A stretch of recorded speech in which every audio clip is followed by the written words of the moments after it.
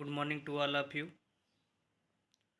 मैं Vivek Kumar Singh, Chanakya college of education, Bettiah, Bihar से। Online class में आज हम लोग डीएलएड सेकेंड ईयर यूनिट 2 से विज्ञान शिक्षण में विज्ञान शिक्षण के लक्ष्य व उद्देश्य क्या क्या हैं उनके बारे में अध्ययन करेंगे। विज्ञान शिक्षण के लक्ष्य व उद्देश्य। शिक्षण प्रक्रिया की सफलता के लिए लक्ष्य एवं उद्देश्य निर्धारित करना आवश्यक है। शिक्षण प्रक्रिया को सफल बनाने के लिए जो है लक्ष्य एवं उद्देश्य निर्धारित करना आवश्यक है।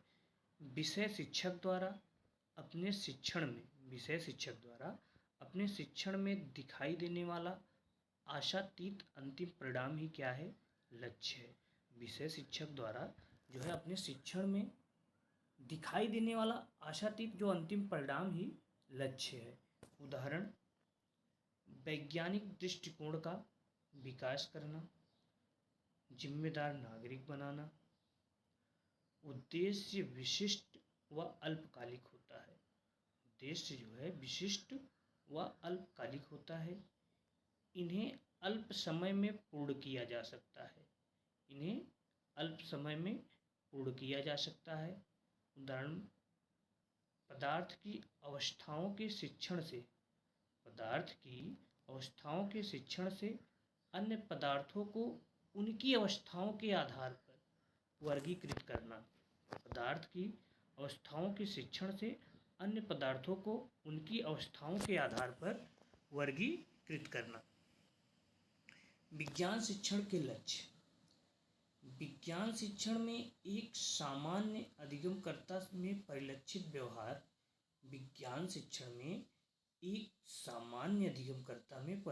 व्यवहार संबंधी परिवर्तन ही लक्ष्य है। विज्ञान शिक्षण में एक सामान्य अधिगमकर्ता में परिलक्षित व्यवहार संबंधी जो परिवर्तन है वह लक्ष्य है।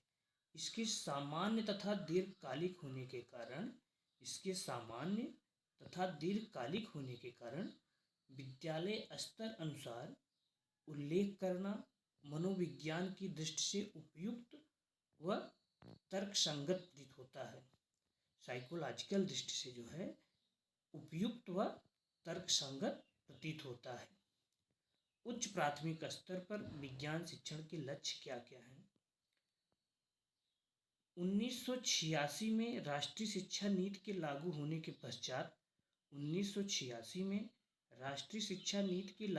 के पश्चात माध्यमिक स्तर तक सभी विषयों की सामान्य शिक्षा का प्रावधान है। 1986 में राष्ट्रीय शिक्षा नीति के लागू होने के पश्चात माध्यमिक स्तर पर तक सभी विषयों की सामान्य शिक्षा का प्रावधान है। विज्ञान शिक्षण के लक्ष्य उच्च प्राथमिक स्तर पर निम्न है। क्या क्या है? विज्ञान अध्ययन हेतु रुचि को बढ़ाना। विज्ञान के अध्ययन हेतु जो है बच्चों की रुचि को बढ़ाना। विज्ञान के स्वतंत्र अध्ययन हेतु समर्थ बनाना। विज्ञान के स्वतंत्र अध्ययन हेतु बच्चों को समर्थ या सामर्थ्य बनाना।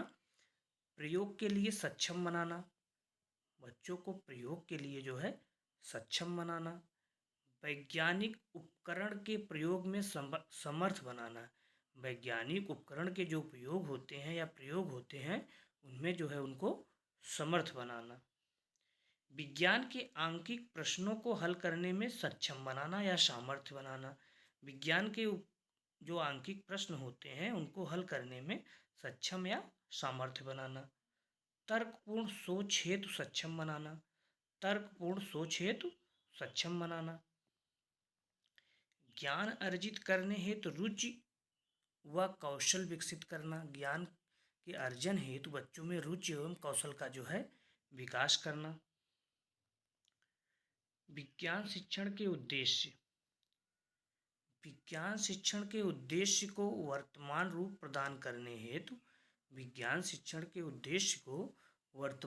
प्रदान करने हेतु शोध व सैद्धांतिक चरणों की एक लंबी प्रक्रिया से गुजरना पड़ता है। विज्ञान शिक्षण के जो उद्देश्य को वर्तमान रूप प्रदान करने के लिए जो शोध व सैद्धांतिक चरण की एक लंबी प्रक्रिया होती है, उनसे जो है उसको गुजरना पड़ता है।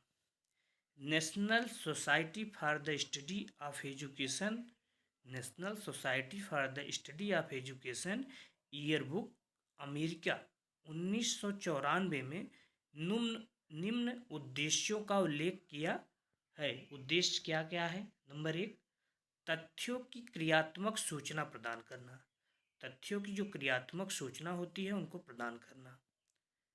नंबर 2, क्रियात्मक संकल्पनाएं बनाने में सक्षम बनाना। क्रियात्मक जो संकल्पनाएं होती हैं उनको बनाने में उनको सक्षम बनाना।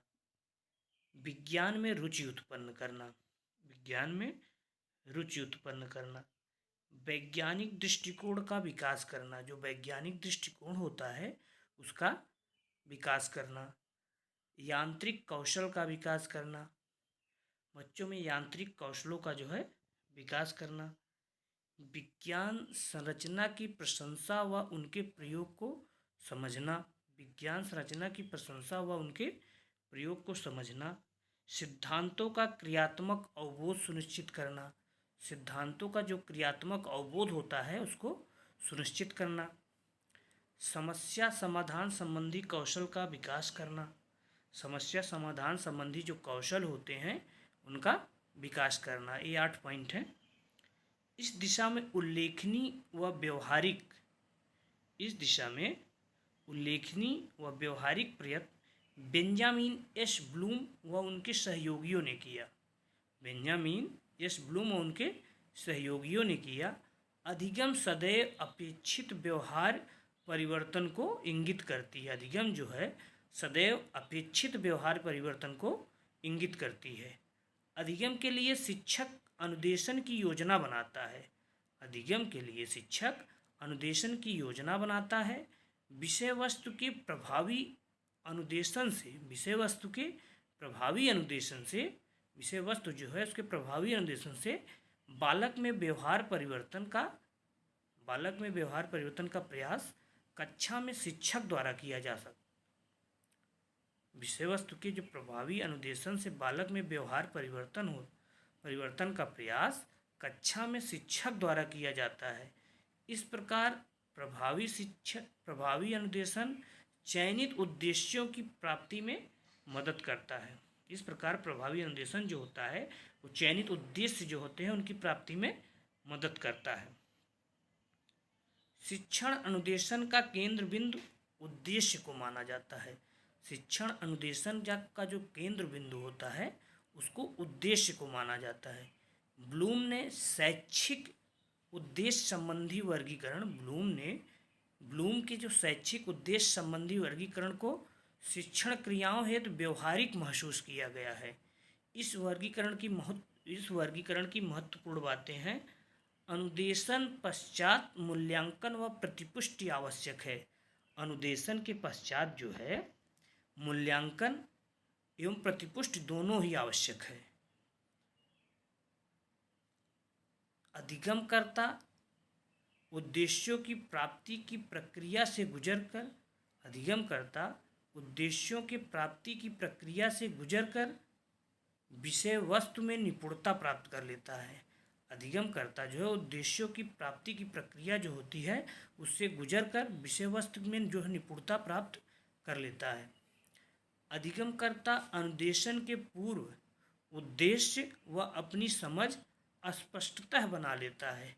अधिगमकर्ता जो है अनुदेशन के पूर्व उद्देश्य पर अपनी समझ स्पष्टतः बना लेता है। नंबर 4, शिक्षक जो है अनुदेशन में जरूरी अधिगम परिस्थितियों का निर्माण करता है।